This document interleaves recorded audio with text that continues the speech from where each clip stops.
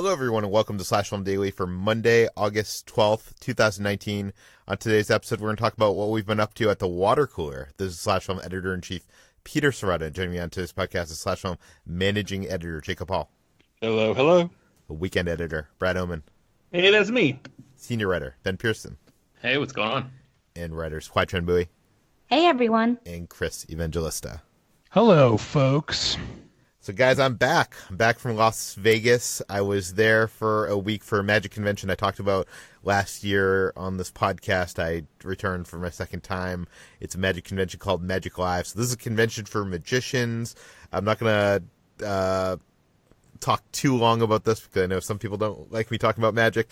But it was a lot of fun. On the trip, I did have the opportunity to visit David Copperfield's museum and airplane hangar. He has this, David Copperfield is one of the richest people in the world, and he, partially with his money, he has bought up a lot of magic history, and he has housed this, he has built a private museum of basically magic from the first book written about magic to, you know, his props and stuff. And I had gone years back. I've written about it on the site. I'll actually link that in the show notes. I went when they were doing Burt Wonderstone. I got a tour of his museum then, and it has changed quite a bit. It's almost like this big Hollywood production. He's bringing you Copperfield leads this tour, and the tour is only for private, like, it's usually like filmmakers or magicians, and it's not like you can buy tickets to this museum. You have to be invited. And Copperfield himself is, after his 2 or 3 shows that night, at 11:30, he opens this museum, and he, after working those 2 or 3 shows, he's spending 3 hours to guide you through this museum. And it's not just like him going up to, you know, artifacts. Like, he has like the largest Houdini collection. He has like the water torture cell and stuff like that. It's not just like him going up to stuff. It's all this like very well produced, almost like it's a show, like with music cues and lighting cues, and it's spectacular. I wish I could have videotaped it, but he does not allow any photos or video. But you can read my experience with the previous version of that in the show notes. And I got to visit his airplane hangar, where he has the like huge 20-foot D from the original Disneyland hotel like hanging on the wall, which is pretty cool. I got some photos. I'll link that. I took some photos and put it on my Instagram. I'll link that in the show notes as well. And while I was in Vegas, I was waiting for my friend Andy was going to the bathroom, and I did not play anything while I was in Vegas this year. I didn't gamble at all. But when my friend Andy went to the bathroom, I sat down at a slot machine and put a $5 bill in, and I won $200 off $5. So I quit while I was ahead. Peter, I think using your magic to win money from machines is very disrespectful and dishonest. I mean, if I could do so, Jacob, you can't prove anything. You can't prove anything. You can't prove magic. I got to break into David Copperfield's museum to find out how you did it. Yeah. Good luck with that. It's just so cool to see all this stuff. I was so lucky. I want to thank David. I want to thank Chris for letting me tour that. One last thing about magic. Because people have been asking me since I came back from this magic convention, what was the coolest thing I saw while I was there? And I saw this magician named Tobias, who is a genius. He did this trick where I'll describe it in first person, okay? He asked me for my phone, and he told me to put it onto the camera into video mode. And he asked me for my phone, and he took it, and then he started videotaping me because he said this is kind of like an artsy project where he videotapes me while he does the trick. And he starts videotaping me. He turns the light on because it's out at night and in the dark. And he's videotaping me, and he puts his hand into his vest pocket and pulls out his phone, and he gives it to me, and he says, "Can you videotape me while I'm videotaping you for the trick?" So I, pull up the camera, or the camera's already pulled up, and I'm videotaping him. Videotape me with my phone, and then all of a sudden my phone disappears from his hands, and I'm waiting there for my phone to reappear in some magical way, and I realize slowly that the phone that's in my hand that I'm videotaping him with is my phone. It was amazing. It was like a mind blowing experience to have that realization that this whole thing was happening. Anyways, that is it for Magic Talk today. Ben, what have you been doing? I haven't done anything yet. I just wanted to give a quick plug to something that I'm hopefully going to be doing this weekend. So Jurassic Park is playing in concert at the Hollywood Bowl this weekend, Friday, August 16th, and Saturday, August 17th. And tickets are still available for this. So I think I'm going to have a chance to go check that out. I've never seen the movie on a big screen with a live the Los Angeles Philharmonic Orchestra is playing there, so I've never seen the movie in that way before. But I think I'm going to have a chance to go and check that out. So I just wanted to give a quick shout out to that for anybody who happens to be in the LA area and wants to experience that, because tickets are still available right now. Very cool. HT, what have you been doing? I visited the hometown of Charles Addams, the creator of the Addams Family franchise, I guess you would say. So this is a small little suburban town called Westfield, New Jersey. And at first, as we visited, there's not really much that would match the macabre stylings of the Addams Family. It's very much an upper middle class suburban, small suburban town. And this was a visit that we did in anticipation of the new Addams Family animated film that's coming out. They only showed us a little bit of footage from the film, which I'm not allowed to talk about, so I will say that I saw it. And they basically took us on a tour of Charles Addams' old haunts, his childhood home, a little shack which he had supposedly drawn a large skeleton when he was 10. There's no confirmation that this was by him, but the town seems to be of this opinion, so they actually cut out this drawing that was done in chalk on in like a wooden shack, and they have it on display for their upcoming Addams Fest, which is a Halloween festival held in the town that they just started last year. And it's an annual thing where that's sort of Addams Family themed, but is mostly just a Halloween themed event. And we also went to a cemetery that apparently that Charles Addams would get inspiration from, his high school, and the house that served as the inspiration for the Addams Family mansion, which did kind of bear some resemblance, but was mostly just a pretty normal looking turn of the century style house. It wasn't black or anything. It was it's pretty tame, but it was aided by the fact that we were being led on this tour by a Addams historian, Charles McCluskey, who was very excited to show us around, and basically was also very excited because he went to the same school as Charles Addams around the same time. And it was a sweet little tour. There isn't much to the town that would really indicate it's the birthplace of the Addams Family.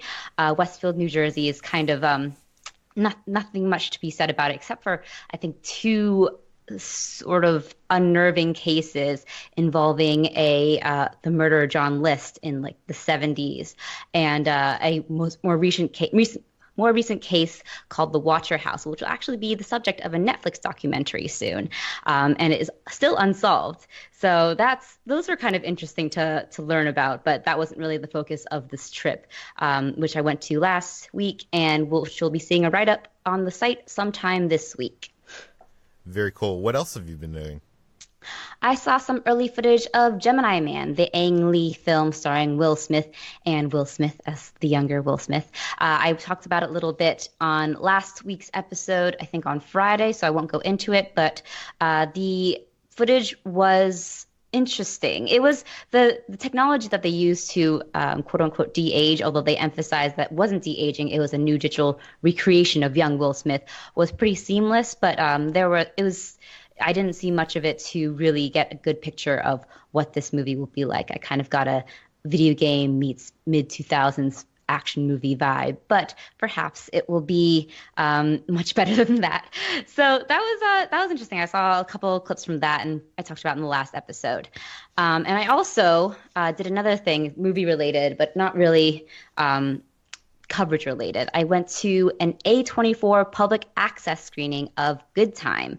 A24 is holding several screenings of their beloved indie hits like The Witch, Moonlight, Lady Bird, all taking place at connections or locations that are connected to them in some way. Good Time takes place primarily in Queens, so the screening was held on this big billboard underneath a subway line. So we were sitting in this pretty small park, actually, just underneath a giant billboard that was hanging underneath the subway line as the subway was going back and forth. So it was interesting to see, and I actually enjoyed seeing Good Time a lot more the second time around. When I first saw it, it was a movie that I very much disliked the experience of watching, but enjoyed it a lot more afterwards. And Robert Pattinson is just phenomenal in the role. So it was really cool to see that and to kind of be like surrounded by the sounds of Queens and New York while watching a movie that was very much embedded in that time and place. See, I feel like I like the idea of these kind of like screenings in the places that happen. I've done some with the Alamo Drafthouse, and I know in LA they have like street food cinema, which isn't like in the locations that the movies were filmed, but like, I don't know, I feel like I would be annoyed by the subway train going overhead every like 5 minutes. It was a little distracting. The subway line actually was not as distracting as the constant honking because we were very close to an intersection that was always had traffic jams, and people were like incessantly honking. And at some point it did feel like it was part of the movie, but at other points it was during a dramatic scene where it was very quiet and suddenly there would just be an outburst of honks. And it was pretty funny though. I didn't think it detracted from the movie at all, but it was interesting. What is the team's thoughts on like screenings in outdoor screenings in public places? Because I feel like you're not getting an optimal view of the movie, you're not getting optimal sound, and it's like, Jacob, what do you think? I've been to a few and they've been hit and miss. I think they tend to be best when they're in a very isolated location. Like I saw an early screening of Snowpiercer where they put everybody on a train and took the train out to the middle of the wilderness and watched in the middle of the field. And because it was in a controlled location in a sort of a rural, off the suburbs type area, it was great. It was a really strong showing. I know Draft House shows Jaws in the water at a lake, all across the summer in Austin, and those are always well done because they can control the area. But I saw The Night Comes for Us at an early screening, also in the wilderness, but the neighbor in this middle of this rural property was out firing his guns in the middle of the night. So we'd be watching this very quiet horror movie in the middle of the woods, and suddenly we hear, shotguns going off, about a mile from us. So it depends on how you can control the area. I think Queens does not sound ideal, but the best ones tend to be ones where you're a bit more isolated, at least in my experience. Speaking of isolated, last week, Chris was on vacation. Chris, I know you didn't put it in the doc here, but I think people want to hear about your vacation. No, they don't. I did nothing. The whole point of vacation in my mind is to literally do nothing. I know a lot of people, they go on vacation, they have itineraries, they have all this stuff they want to do. My wife and I, we go on vacation. We go to a beach house that is in my family, and it's quiet. We bring our dogs. We do nothing. And my wife and I, we have this one, we have other things in common too, obviously, but this is the one thing we share really well. It's the idea that we both love to do nothing, and we sit around and we read and we watch TV every now and then. And it's great. It's great to not have to worry about work. And I don't think I can ever fully unplug, quote unquote unplug from the internet. I think I'm just too addicted to it. But I tried to cut down on how much I looked at the internet, and especially Twitter, which is just a constant nightmare. And I'll say, even though I did look at Twitter from time to time, I looked at it a lot less, and I felt a lot better about myself and life. And now that I'm home, I've just been looking at Twitter nonstop, and I feel awful again. So there's a lesson to be learned here, and that is Twitter is bad. Yeah, the one good thing about my Magic convention is I was so busy while I was there. I didn't have the time to check Twitter, and my life was just so much better. So, but you did mention reading. Did you read any good books while you were on vacation?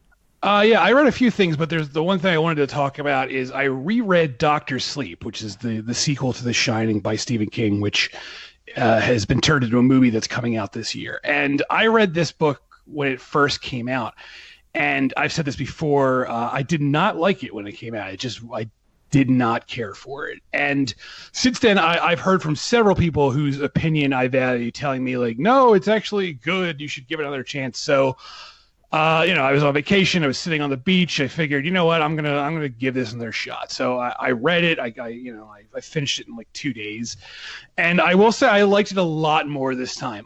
I still think it has some problems. I think, like most modern day Stephen King books, it's really bloated. Like, I'm pretty sure Stephen King hasn't had a real editor, quote unquote, in decades. Like, they just, he sends the book into the publishers. The publishers know it's going to make millions of dollars, and they just ship it out without really looking at it.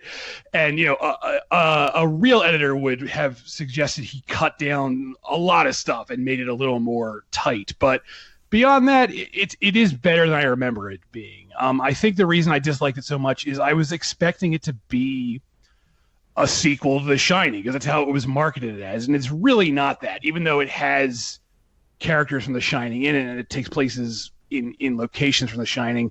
It's such a different story. And I think knowing that the second time made me appreciate it more. And it's made me a lot more excited for the movie now.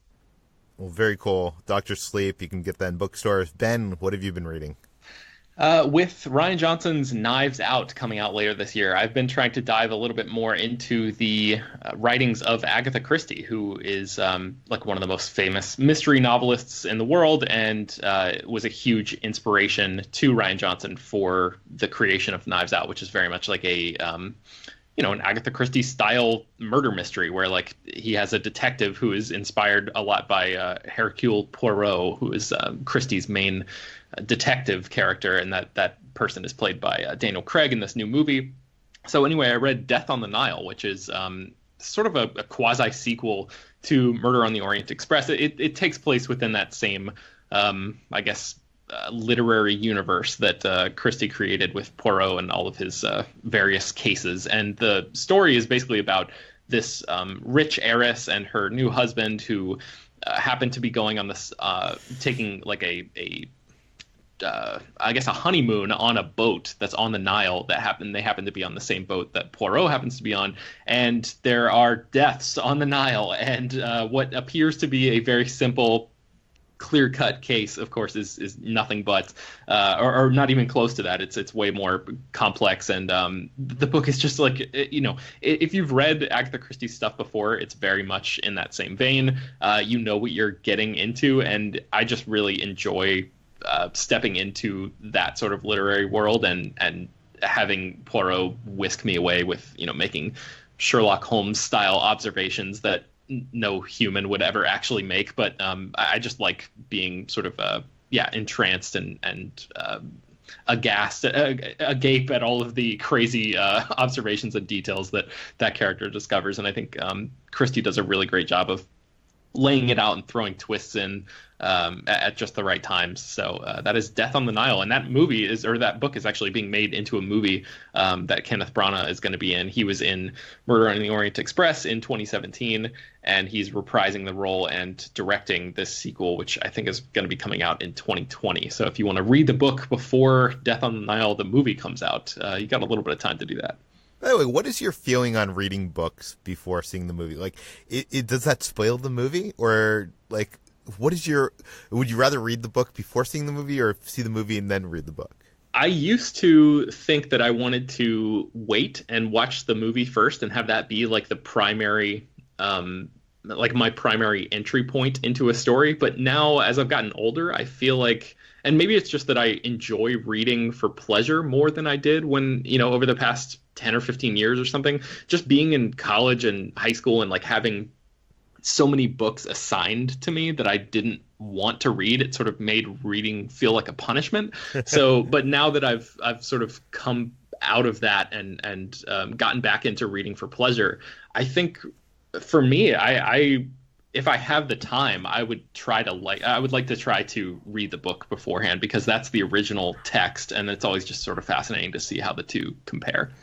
Yeah, I have like so little time to read these days, and maybe that is affecting this, but I feel like I've always looked at it as like I want to see the movie and then read the book to see, like, get the deleted scenes, because when I started, I think probably my only experience with this is like the Harry Potter films.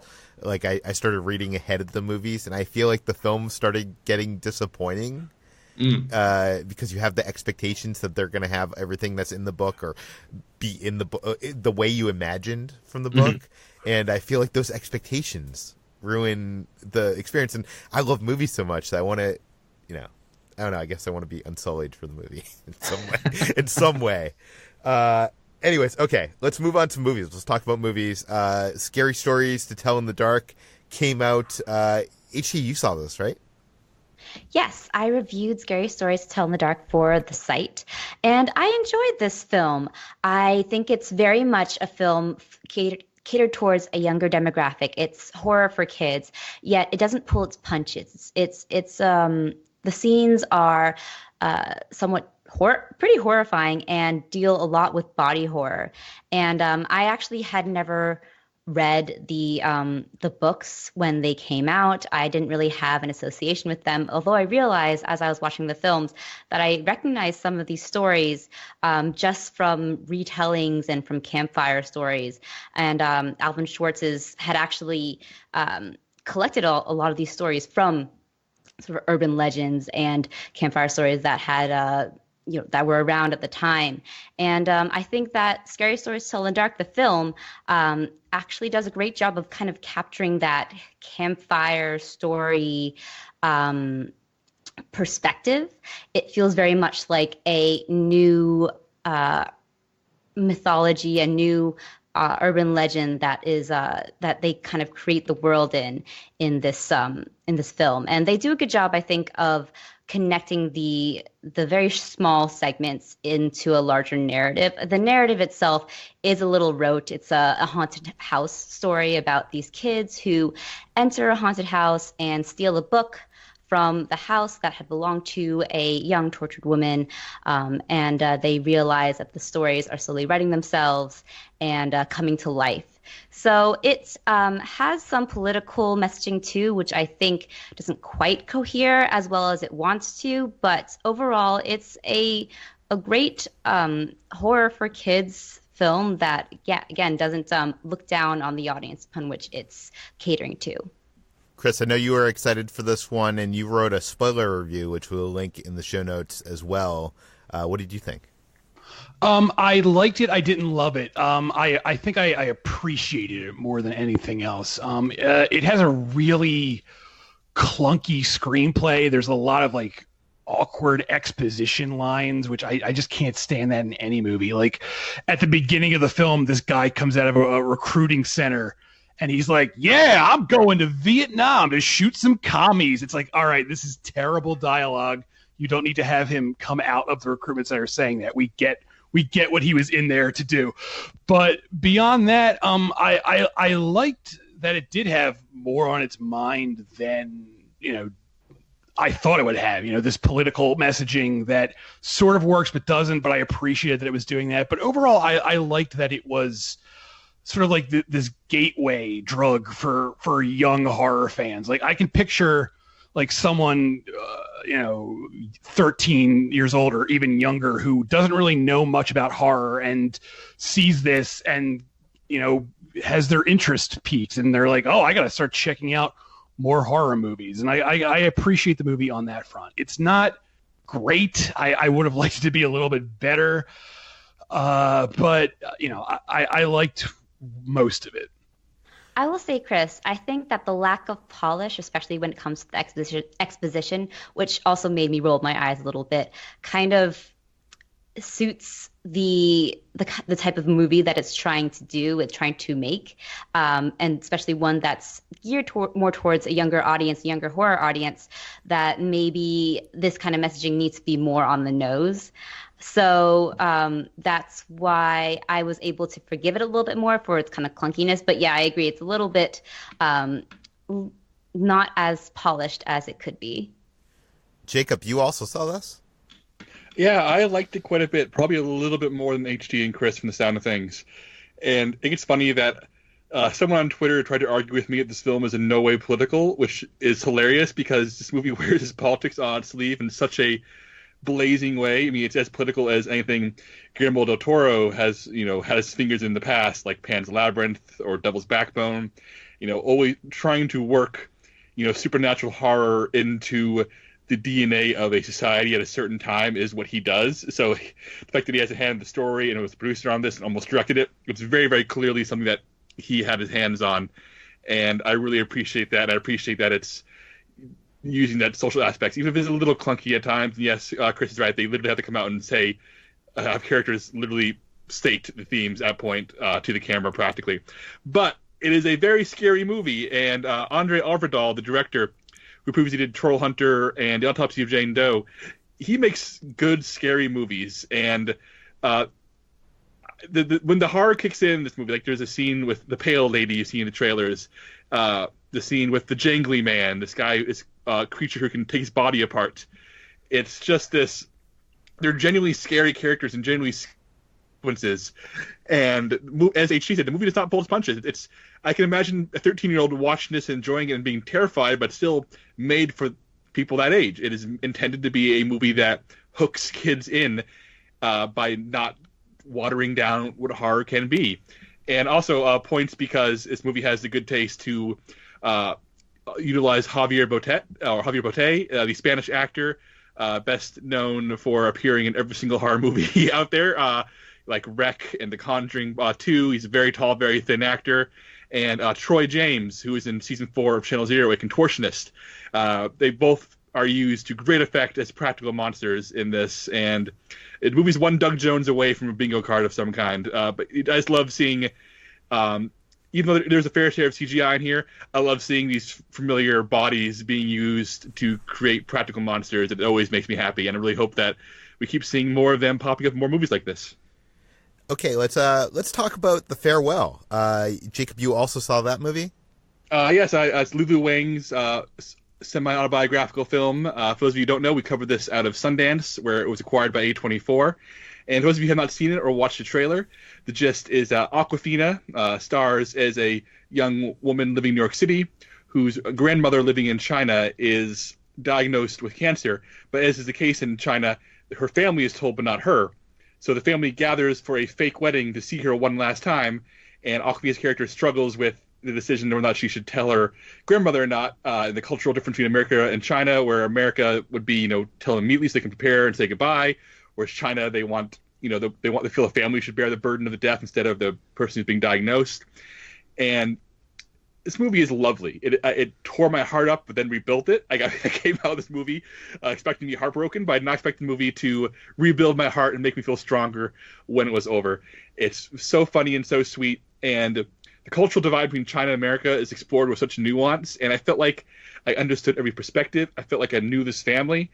It is such a loving portrait told with such grace and care, and it's one of the best movies of the year, hands down. It's in my top 10 of the year. I don't know where it's going to fall all said and done, but it's up there near the very top, and I can't wait to see it again. And I think Lulu Wang is a talent to watch. And Awkwafina blew me away here. I've always found her funny and charming, but she's so moving here. And yeah, The Farewell, it's just great. It's slowly expanding into more theaters. You need to see this movie, guys. If you're listening to this, The Farewell is very much worth your time. Brad, you saw this movie for a second time? Yeah, I caught it at Sundance, and I loved it there, and I was already recommending it to people, and it finally came close enough to where I could go out of my way to see it again. My girlfriend, Brittany, had seen the trailer and was really interested in seeing it, so we went out of our way to check it out since it was close enough to not be too much of an inconvenience. And I loved it just as much the second time, if not even more. It's a movie that it's even though it's about, this Chinese family, and it's steeped in, traditions very different from American ones, there's a lot to latch onto that just really applies to everybody. And it's one of those movies that makes you realize that despite all the differences that there are between people, that we're not all that different, even though we all have different traditions. And it's very moving. The premise does sound a little bit depressing, but it's so funny. And I get the feeling that there's some people that may not realize there are things in this movie that are supposed to be funny that seem like they could also be sad, because the movie does a good job of making comedy out of some of the more grim aspects of knowing that somebody's life is about to end. But there are very funny moments that come from this sadness that I absolutely love. And it seemed like the audience, which was somewhat limited in the screen that I saw in the afternoon on Sunday, maybe didn't pick up on the best. But it's such a great movie. If it's playing anywhere near you, I totally recommend going right away to see it. It's just charming and wonderful, and really will. It's one of those movies that will make you like want to call family members after you're done with them. Yeah. I haven't been watching much because I've been traveling with the whole Vegas trip. I do want to mention, because I guess this is what we've been watching, and before I went to Vegas, I did go to Disneyland to experience the Main Street Electrical Parade, which is back. This is a parade that started in the 70s and ran till, I think, the 90s. It's probably the most beloved Disneyland parade, I think. Probably Disney parade, period. And it is back. We made a video of it. I'll link that in the show notes. So if you have not experienced this parade, it's very retro. Very the music brings me back. I was glad to see there was people there who had never seen it, and I was kind of worried is this something like The Goonies where it doesn't play well to adults who did not grow up with this? But people, it is just so charming and so great. Jacob, do you have any love for the Electrical Parade? Peter, my dark Disney secret is that I don't watch the parades. I use the parades to go take advantage of short lines. I mean, that's not a bad secret. That is a good tip. But I feel like you need to see the Electrical Parade. I don't know. My family never paused for the parades growing up, and when I was in Disney, a few months ago for work, I would note when the parades were. I would go ride the most popular rides. I mean, that's smart. You're being smart. I was also surprised to see that Glow season 3 hit Netflix over the weekend, and which is surprising. I don't know. I feel like I did not know that was coming. Am I alone? Has the marketing been good for this? Not at all. I popped up Netflix the other day on Friday night to watch something, and there was Glow season 3 staring me in the face, and I feel like I love Glow. I think Glow's one of the best shows Netflix produces, but I think they may have released one trailer a few weeks ago, and other than that, silence. Netflix expect us to stumble across things, I feel like, rather than try to hype up or remind people, hey, one of the best damn shows streaming, it's coming out, here it is. And Peter, I'm so mad about this. I'm actively angry I have not watched Glow season 3 yet. I mean, this is a larger Netflix problem, right? We don't know when movies are hitting Netflix, when TV shows. I mean, we do know, because if you read /film.com, you read Chris's column. But I don't know. I just feel like they are not good at raising awareness. Chris, but you saw Glow season 3 probably a few weeks ago? Yeah, I actually might have even been a month ago, because the Netflix press site added it. Added the whole season, so my wife and I binged through it, and it's good. I agree that it's one of the Netflix, the best, one of the best original shows on Netflix. This season is very good. It's a lot more emotional than previous seasons. I feel like that's sort of like the theme the show has been going for. Like season 2 was even more emotional, and now this season is more emotional again. Like there's one episode that's like straight up dramatic that I was not really expecting, and it works really well. And I love this show. I think it actually has already been renewed for one more season at least. And I hope people watch this. There feels like there is zero buzz about this show, and that's a shame, because it's really good. Well, Netflix usually cancels their shows in season 3, right? So, I mean, this one gets awards though, so I don't think they can cancel it. I don't know. It may have the Stranger Things safety net under it. Yeah. Okay, Ben, what have you been watching? I realized that last week on the water cooler, I completely forgot to talk about 2 movies that I saw right before that. The first of which is called Love, Antosha, which is a documentary about the life and career of Anton Yelchin, who tragically passed away. I'm not even sure when he died, but a couple years ago, I think.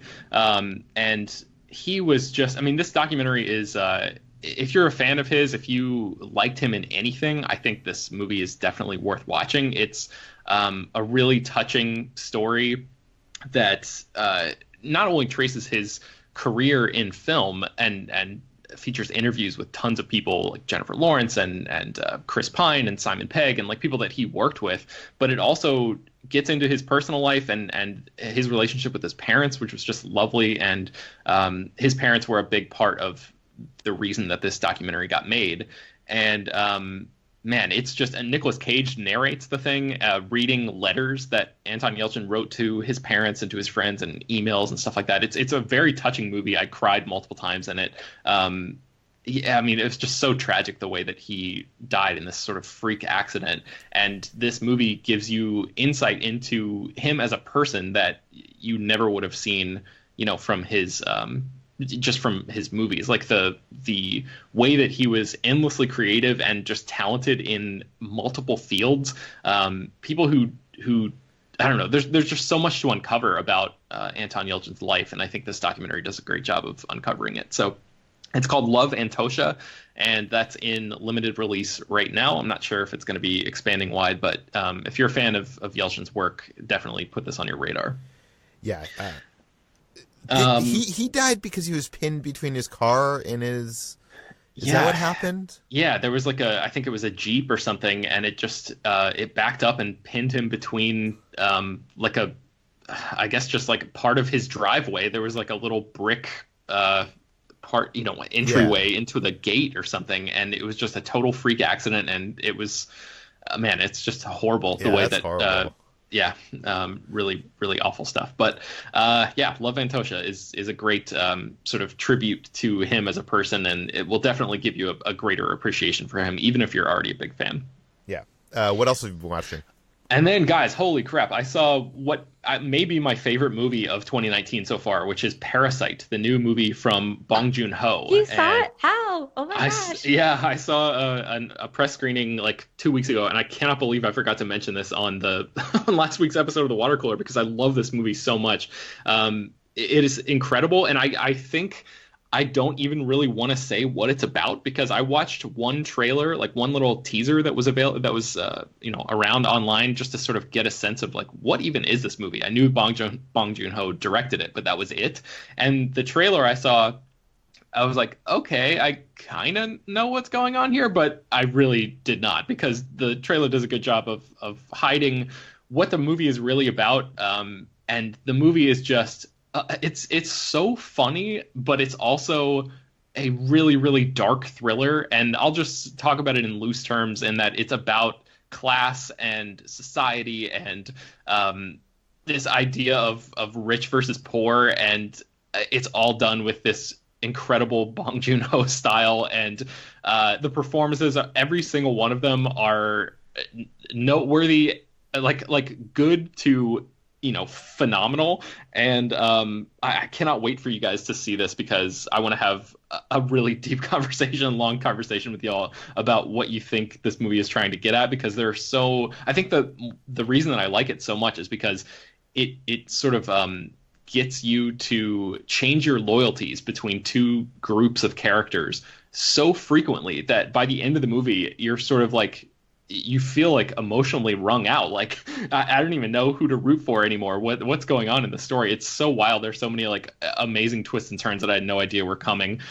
So yeah, that's Parasite, and it actually opens in theaters in October 11th is when it comes out. So I know that this is pretty early, but definitely like circle that date on your calendar for Parasite, because it's an incredible movie, and I hope that enough of you guys will be interested and have a chance to see it, that we can maybe do like a spoiler discussion or something about it, because there's a lot to dig into here. So that's Bong Joon-ho's latest movie, Parasite. Yeah, I'm adding that to my Letterboxd watch list right now. Yes, and then I had a chance to watch Pather Panchali, which is a 1955 Indian movie that is on streaming on the Criterion Channel right now. I had never seen this film. I remember writing up an article last year where Christopher Nolan visited India to sort of get, I guess he was like sort of doing a tour and participating in some discussions and stuff, and he was talking about how he hadn't really seen much of Indian cinema, and he said that he recently saw Pather Panchali, which is Satyajit Ray's debut movie, and said that it was one of the best films ever made. And I was like, I've never even heard of this movie. I feel like I am woefully unequipped, and I feel like I need to add this to my queue. And it's taken me a year to finally watch this thing. But man, what a gorgeous movie! It's basically this movie is what is his name? Satyajit Ray's directorial debut, and it's also the first in a trilogy. I've only seen this first entry, but it's a low-budget trilogy about the coming of age of a young boy in a Bengali village. It's made on a shoestring budget. The cast, a lot of them had never acted before. A lot of them didn't even know that they were in movies.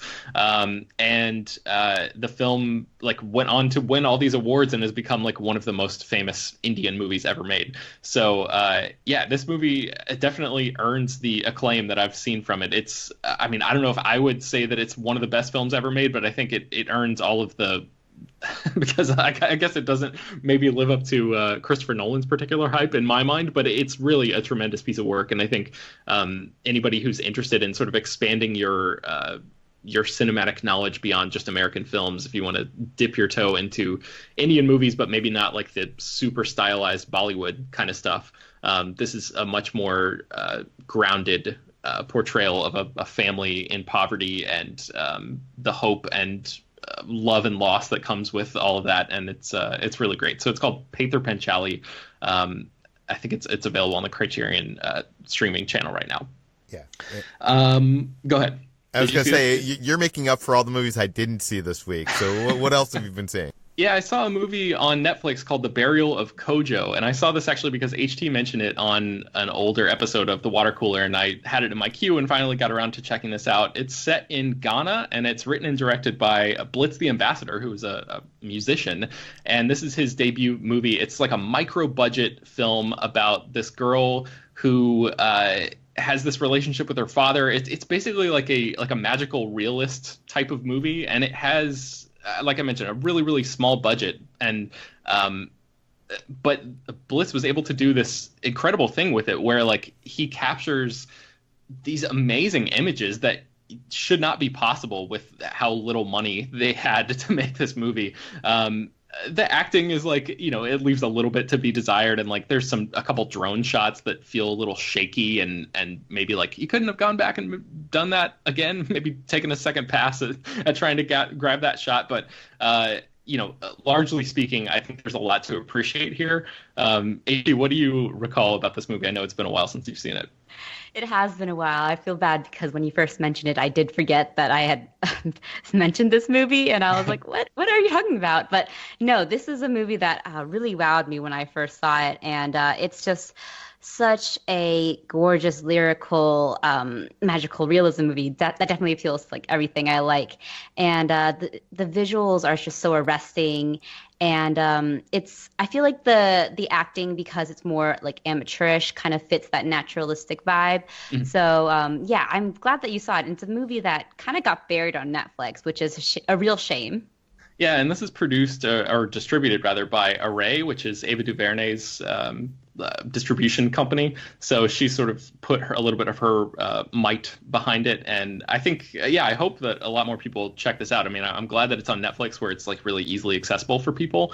But if there are any aspiring filmmakers out there, I would recommend checking this out because it's a really good example of how to do a lot with a little in terms of the premise and just executing to a really high level on creative, inventive, visually arresting shots and stuff like that. And the movie's only 80 minutes long too, so it's not a huge commitment. So that's called The Burial of Kojo. It's on Netflix right now. And then finally, I saw The Castle of Cagliostro, which is Miyazaki's first movie.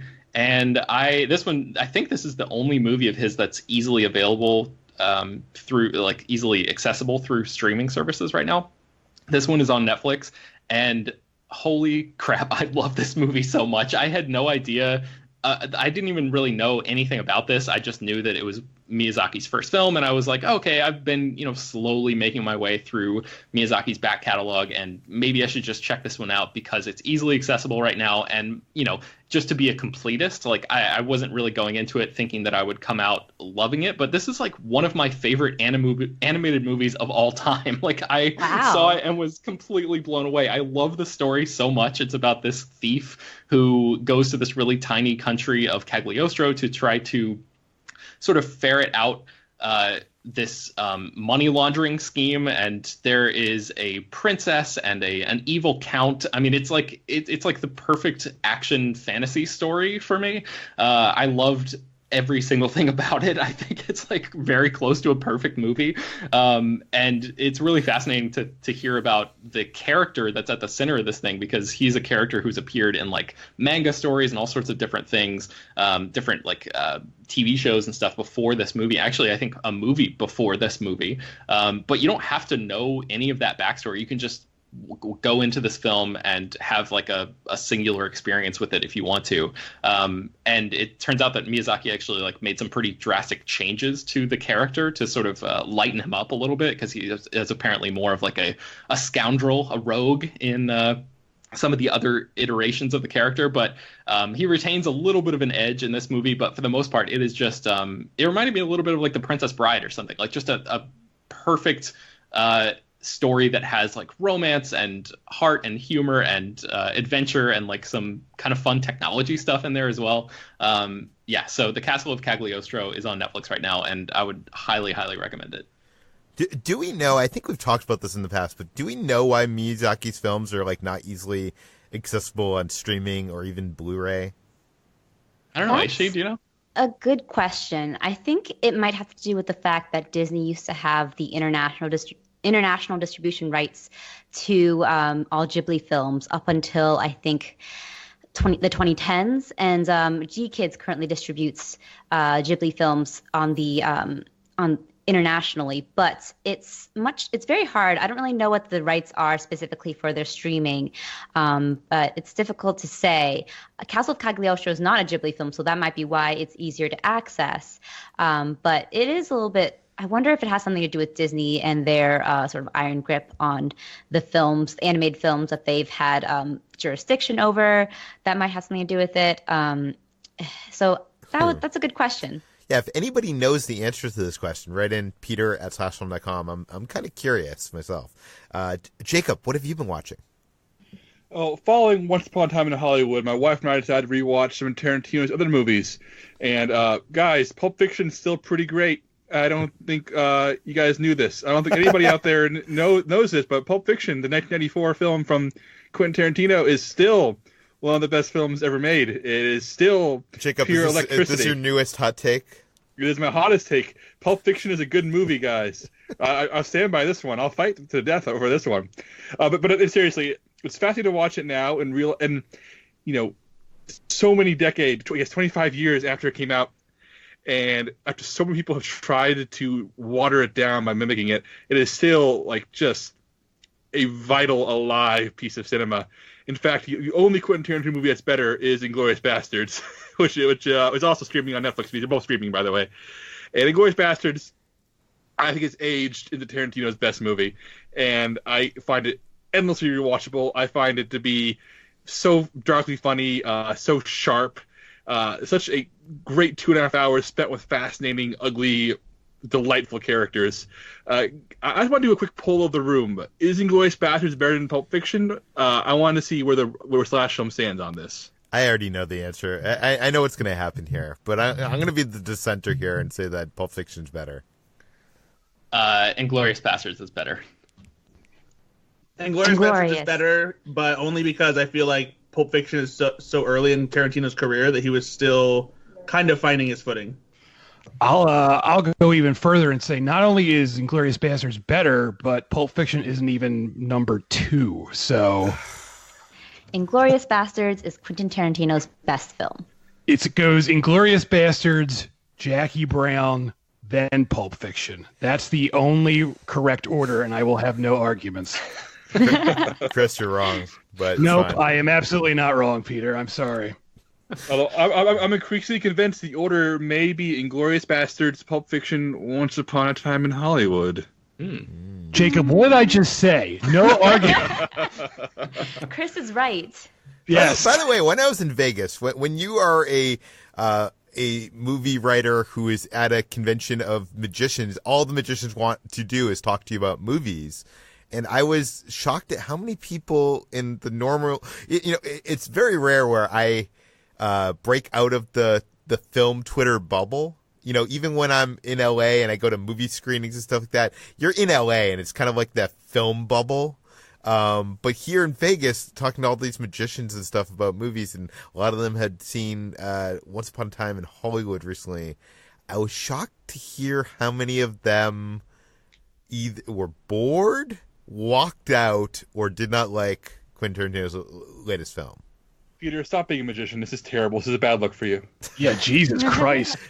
I don't know. All those magicians should make themselves disappear. The biggest trick that the magicians pulled was tricking themselves into thinking they had good taste. It was a long road to get there, HT, but I think it was totally worth it. I'm not going to argue that magicians have bad taste, because generally they have bad taste. But but I will say this: I do think there is kind of a divide here between critics and critics/film geeks and like general audiences. A lot of general audiences are not liking Once Upon a Time. Yeah, well, they're dumb, so. To be fair, there's a really good podcast that Amy Nicholson put together called Quentin Tarantino's Feature Presentation, and it's a 3-part interview with Quentin Tarantino where he reflects on his career, and it's available wherever you get your podcasts. And there's a really interesting moment where they discuss Jackie Brown and how Tarantino at the time read all these middling reviews of it, and 20 years later people say, "Oh, it's your masterpiece, it's so good." And about his mixed feelings on saying, "Oh, where were you 20 years ago? Why do you have those feelings now?" I feel like he's going to have those feelings about Once Upon a Time in Hollywood in another 20 years. But all the critics are now saying it's great. Yeah, but people aren't, clearly. Yeah. Especially magicians. Mostly magicians. I don't think it's limited to magicians, Jacob, but whatever. What else have you been watching? There's a movie I popped up on Netflix called American Hangman, and I decided to watch it, and that was a mistake. It is... Vincent Kartheiser from Angel and Mad Men plays a weirdo who abducts Donald Sutherland and another actor whose name I do not know, chains them up in front of a camera, and live streams a trial over crimes they may or may not have committed. And it's pretty much the Diane Lane movie Untraceable without any Saw-esque gore, so it's just all the worst parts of Untraceable made incredibly boring and streaming right now. It's the kind of movie where it opens up with one character chained up in a dark room and saying, "Oh, this is just like Saw. Saw sucks." Literally, that's like pretty much what they say. The opening line is the movie. I'm thinking, oh, you're going to open your Saw ripoff by blasting Saw, a movie that was wildly successful and started the career of James Wan. This is not a good look. And the movie goes downhill from there. So if you see American Hangman blasted across the Netflix homepage, do yourself a favor and give it a good old skip, because it's not worth your time. Yeah. Not only a skip, hit the thumbs down, right? Yeah, sure. Whatever you do to make it off your screen, it's not worth it. Speaking of bad movies, I watched The Ring 2, the 2005 sequel to Gore Verbinski's The Ring. So the Ring franchise has been, massive in Japan for decades now. It has so many books and movies and spin-offs, and I think The Ring 2, it took the success of the American remake, which for my money is actually the best Ring movie, even better than the Japanese versions. And interestingly, gave it to Hideo Nakata, who originated the Ring movies in Japan, but it's still one of the absolute worst Ring movies. It feels like, I don't know why this movie exists. It has no tension, no propulsion. It has no scares, and there's a scene full of CGI deer that looked bad in 2005 and looks even worse today. I want to hear from Chris. Chris, how bad is The Ring 2 on the Chris Metzger scale of bad? It's very bad. It does have a pretty memorable scene where Naomi Watts is attacked by CGI deer, so I guess that's kind of good. Like, what other film has that? Yeah, none. This is the only film that has CGI deer attacking Naomi Watts. So on that front, maybe it's good, but beyond that, it's dreadful. It's terrible. And honestly, I would say the third film, the Rings, which came out and nobody saw a few years ago, is better than The Ring 2, and Rings is terrible. So Ring 2 is streaming on HBO, and unless you're really, really drunk like I was and trying to find a way to make your wife tell you to turn off the movie, which is sometimes our Saturday night game of finding the worst thing we can, don't watch it. Although we watched all the Ring 2 because neither of us would dare back down. But don't do that. It's very bad life decisions we're making. Don't do that. A few weeks ago on the water cooler, I was making fun of this movie trailer I keep on seeing in theaters about this like NASCAR driving dog. And I asked all you if you had seen it, and none of the people on this podcast had seen the trailer. But Ichi took a bullet for the team and actually went and saw the movie. I did. I saw The Art of Racing in the Rain. I wrote the review for this film, which is on the site now. And unlike what the trailer seems to give the impression, it's not a NASCAR racing dog. It's a dog who's a dog of a NASCAR driver. Yeah. But he's voiced by Kevin Costner, which is hilarious. But other than the inherent humor in having Kevin Costner voice a tiny little cute puppy, there isn't much to this movie. It's fine for seeing on a Lifetime rerun, and perhaps if you are trying to get into an AC air-conditioned room during the middle of summer and you want to spend 2 hours in the theater, this is fine too. But it's not a great movie. It's a sentimental tearjerker in the most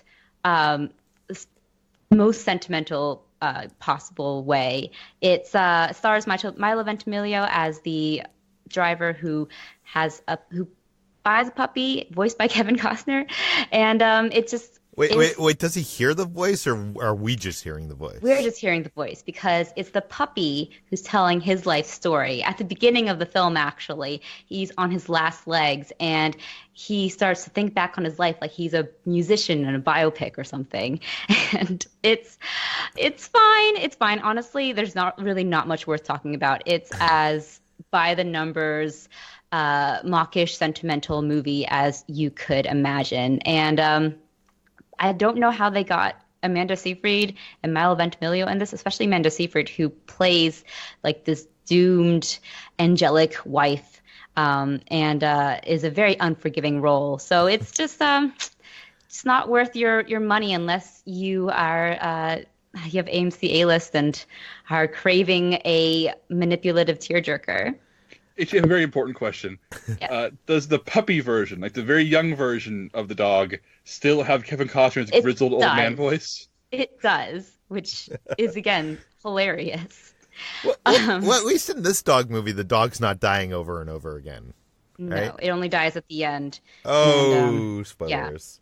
Yeah. Sorry. Spoilers for this movie. I'm sure that's what you were expecting because that's the genre of movie that this is in. The Art of Racing in the Rain is the dogs who died along the way. Oh. I feel like this movie, I can just imagine the comical like SNL sketch of movie executives in the room, like pitching like, all these dog movies, like where, the dog's dying over and over again. What are those called again? That Dog's series? Journey? Yeah, Dog's Journey, A Dog's Purpose, all those things.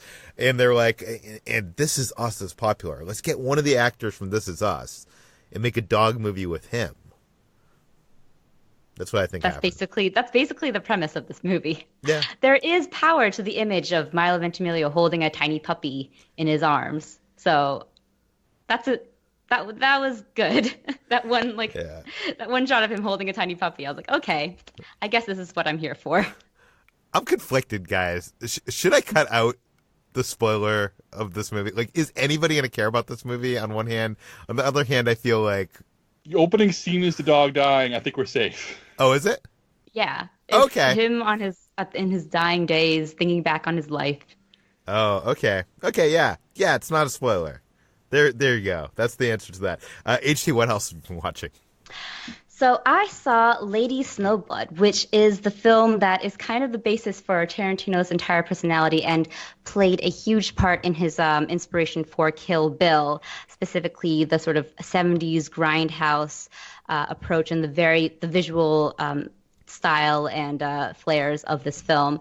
It's a 1973 film directed by Toshiya Fuchita, and it tells the story of a woman who was born as a vengeance demon and is given the burden of seeking out vengeance upon the three people who had 20 years earlier raped her mother and killed her father and brother.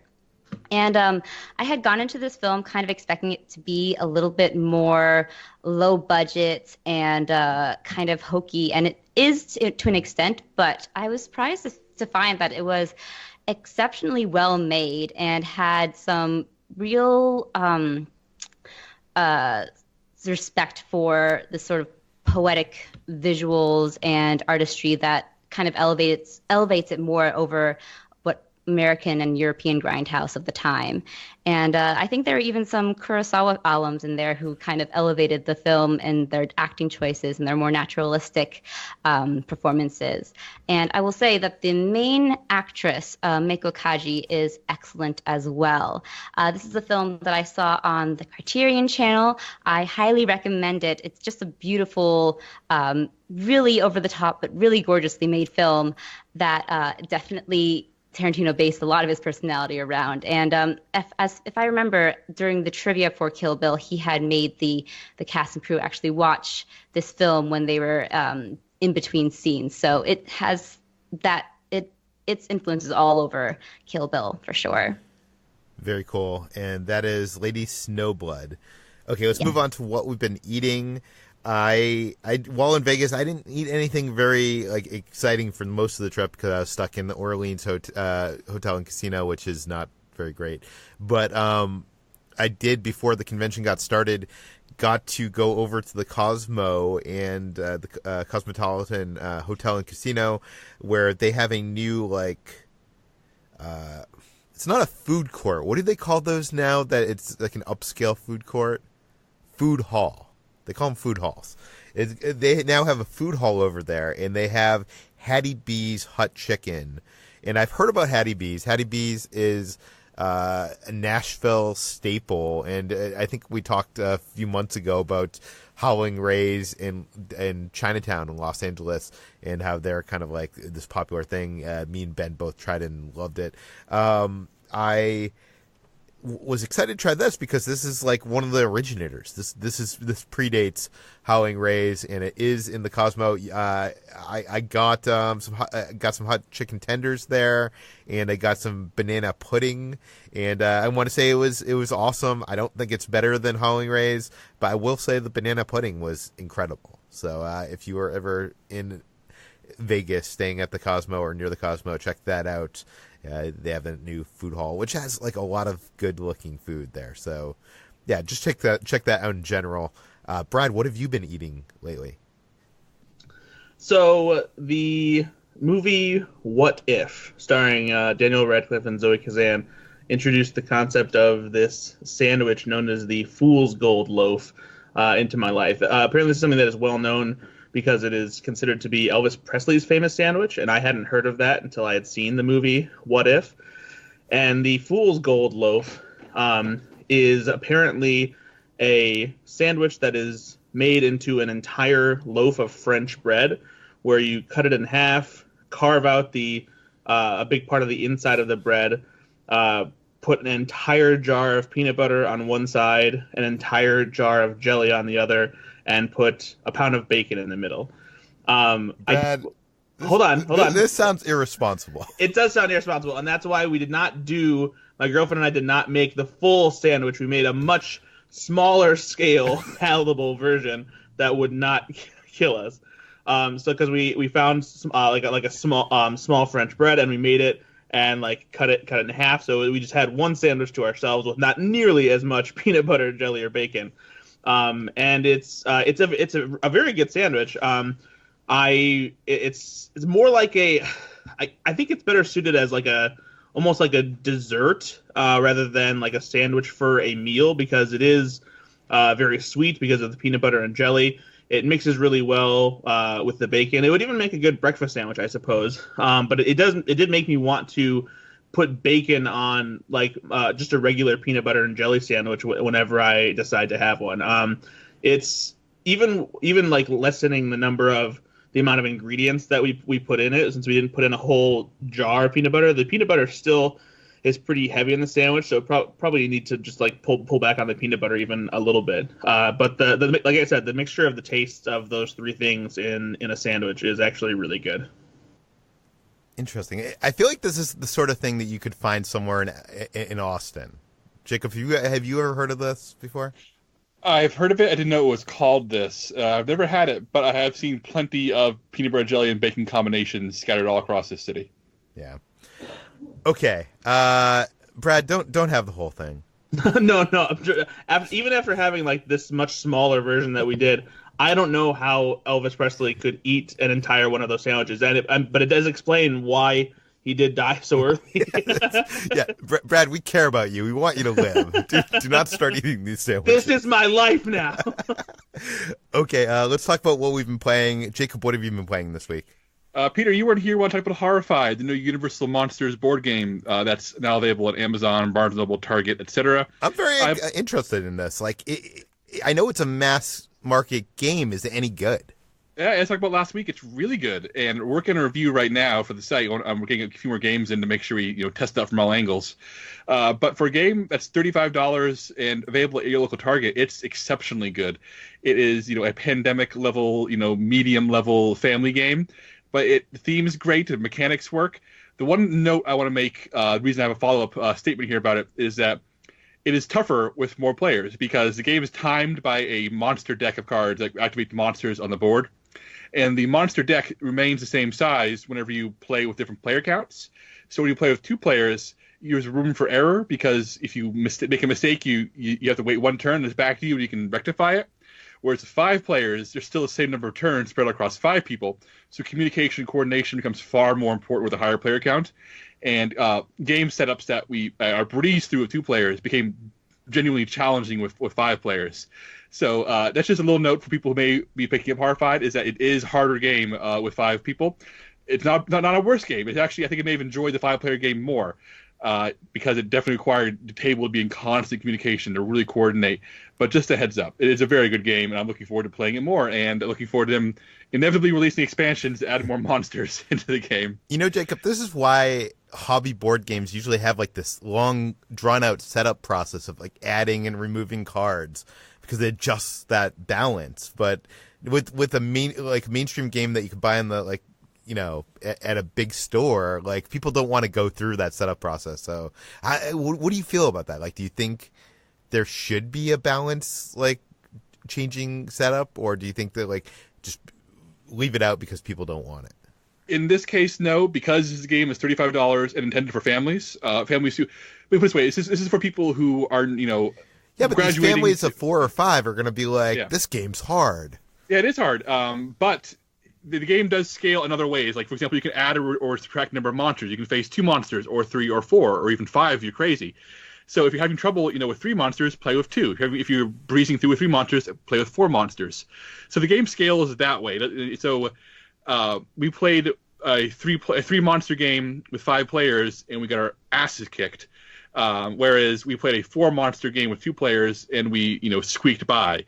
So there are ways for it to go through. I do wish the rulebook maybe specified that, hey, the game's harder with 5 players, but this is like, for example, I played hundreds of hours of Arkham Horror, an extremely intense heavyweight board game that takes 3 hours to play, an hour to set up, and requires extensive card balancing and extensive balancing from the player setting it up. And I love that game, but I would not wish it upon anyone. I play the game because I'm addicted to board games, not because it's a elegant design.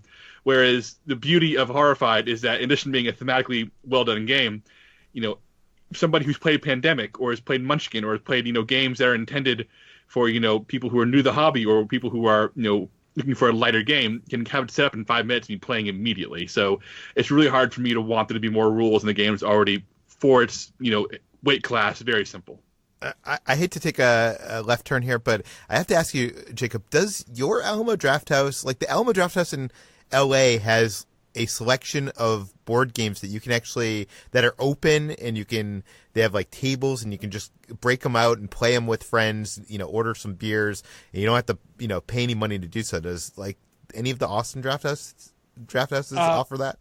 Not yet. I wouldn't be surprised if they do start adding that, because especially with Mondo making more board games, I feel like it's going to be something that they're leaning more heavily into. But there's a thriving scene of board game cafes in Austin. So if they do try that, they have very stiff competition. It's starting to the point where there's a place locally called Emerald Tavern Cafe, which is a board game cafe, where you buy games, you buy coffee, buy sandwiches and snacks, and, rent a table in the back and play. They are moving from a, small strip mall space into a closed bar restaurant. They're upgrading to like a massive space. Like it's Austin's a market where board game cafes are on the rise. There's a point where they can afford large retail spaces as opposed to, strip mall spots. So I don't know what the scene in LA is, but in Austin it's much heavier. We have some awesome board game cafes like Game House, but you have to rent the space. You have to rent the table, as you mentioned. And at the Alamo Draft House, that the Video Vortex that's in LA, like you can just, if there's tables open, it costs nothing. Like I guess you don't even have to buy a beer. I don't think there's any rules to that, actually. I do want to plug one more thing. I did. Kitra and I did do a video tour of the new Alamo Draft House in downtown Los Angeles, and that video went up today. I'll put a link to that in the show notes as well, so if you want to check that out, you can check that out there. Jacob, what else have you been playing? I'm going to plug something else I have not played yet, but something I'm reading through, and that's the game Band of Blades. It's a new RPG. It came out this month. It is by designers Strauss Asimovic and John the Buff Little. And this is a game based on my favorite RPG system of all time, and that is Forged in the Dark. I've talked about Forged in the Dark before when the game originated in, which is called Blades in the Dark. But whereas in Blades in the Dark, the system is used to tell like Ocean's 11 style fantasy stories where you're like cool criminals pulling off heists in a fantasy world. The system here has been taken and expanded upon to use the same basic dice system, the same skeleton of rules to tell a very different game, which is that a fantasy warfare game where at the start of the campaign, or however you choose to play it, you're an army in full retreat, having lost a devastating battle against the army of the undead. And every player plays two characters. They play a general and a commander in the tent, looking over maps, looking over charts, making decisions. How do we feed the troops? Where do we go? Which direction do we take? How do we keep people alive? How do we, fight the armies of the undead? And then once they make all those decisions, you switch down to your other character, who's a grunt on the battlefield and has to enact the decisions made by the higher-ups. So it's a game where you're playing both sides of the war, the strategy and the tactics, and the game flat out says, your soldiers are very weak, they will probably die, so if your character survives a few sessions, he's a veteran, whereas other people have to have to re-roll a character every so often because they flat out die. So you're playing as a character who's, who has the lives of the other characters in their hands. And I'm going to play it hopefully this month. It's a very thick rule book. But the idea of a war game that asks you to take on both sides of a conflict is very exciting and very dramatic. And Forged in the Dark is a great system because it's really hard to not really hard. It's a very complex system for somebody to run a game. You need to learn a lot. But for a player, it's very simple to approach because it's very story-driven and very character-driven. So instead of having to learn charts and numbers, all a player has to do is say, oh, I want to do this. My character would do this. As long as the person running the game knows the rules, which will be my job here, they can do whatever they want. So it's a system I love because for a player, it's just as much as saying, what would my character do? And for the game master, it's a matter of just knowing this really intricate system that's really satisfying to crunch through. Okay, I think that brings us to the end of today's Slash Film Daily. You can find more of all of our work at slashfilm.com. You can find links to the articles we mentioned in the podcast in the show notes. This podcast is published every weekday on iTunes, Google, Overcast, Spotify, all the popular podcast apps. Please feel free to send your feedback, questions, comments, concerns to us at peter@slashfilm.com. And please rate and review this podcast on iTunes. Tell your friends. Spread the word, and we'll see you tomorrow. Jacob, I have the whole name. I have the whole name of the book here. Yeah, it's not happening. All right. Well, what's the name of the book? It's Louis A. Sapiens, the gargantuan book of insult, offense, and effrontery, sharp retorts, comma. How do you say that word? Proposits? Comma, caustic quips, comma, and impolite put-downs. There were 2 errors in that title read, so What were the errors? I'm not going to tell you. You mispronounced one word, and you added one unnecessary piece of punctuation. So those 2 errors. Wait, I added something? Yes, you did. Guys. Peter, last week he said that even if you read it correctly, he would find some way to do this. So you're really playing a losing game here. Yeah. Well, I hope up to the features section, so if you guys ready for some insult, a comedy about how you all look. Like, for example, HT, she uses fine rouges to bring out her cheekbones, good mascara to bring out her eyes, good lipsticks to brighten her lips, but when she gives a good sneeze, it brings out her teeth. Ha! I get it. Because I have big teeth. Well, Ben, his hair has been dyed so often, his dandruff is technicolored. Wow. Chris has so many wrinkles on his forehead, he has to screw his hat on. Damn. Brad, he's not exactly fading, he's dying. Oh, every day. You see, it's dying. You're not exactly fading. Oh, okay. Dying. You know, a joke is so much better when you actually have to see how it's spelt. Well, Peter, you're so bald, you have to wear sunglasses. Look at you in bright light. Damn.